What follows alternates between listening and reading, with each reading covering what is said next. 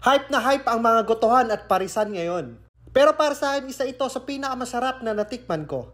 Yan, nakikita mo naman. Kita mo naman yan, ang sarap tignan.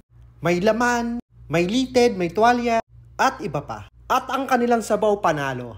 Mapapa-extra rice ka talaga pag kumain ka dito. Napakasarap talaga ng gotong kalabaw. Oo, Masters, tama ang narinig mo. Karne ng kalabaw ang ginagamit nila. Sarap na din. Sarap na. Lambot. Malitid-litid pa. Nala, Master. Dahil sa rice to. Pwede.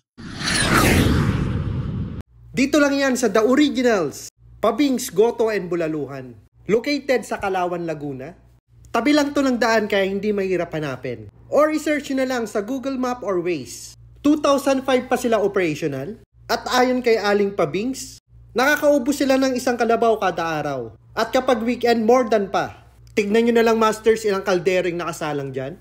At ang price range nila, nasa 80 to 200 pesos. At makikita mo na yung size na gagamitin kung magkano ang bibilhin mo. At ang kagandahan dito, only sabaw. Grabe, ang sarap ng sabaw dito. Pag nag-sip ka ng sabaw, parang Pringles. Once you sip, you can stop. Parang nakadalawang hirit ata ako bago ako kumain. Dahil sabi ko nga, ang sabaw palang ulam na. Yan ang itsura pag walang sabaw, napakaraming garlic. And kapag sinerve nila, may ekstrang sabaw ng kasama. Ang galing nila na anticipate na nila yon. Lalo na pagka peak hours, ang daming tao dito. Pero pag pumupunta kami bandang hapon, para konti na lang ang tao at hindi mainit. Yun lang yung problema dito, Masters, mainit. Dahil open area and konti lang ang electric fan. So hindi pwede ang maarte dito, Masters. Pero kung cowboy ka kagaya namin, pwedeng-pwede ka dito. Dahil ang hinahabol mo naman yung sarap ng pagkain. Ang tawag nga nila kay Aling Pabings, Legendary. And The Originals, dahil nga 2005 pa sila operational. Kaya kakain na tayo, Masters. Kaya para sa akin, isa ito sa pinakamasarap na gotong natikman ko.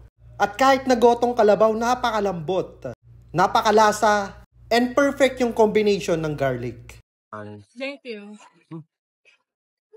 It's talk about.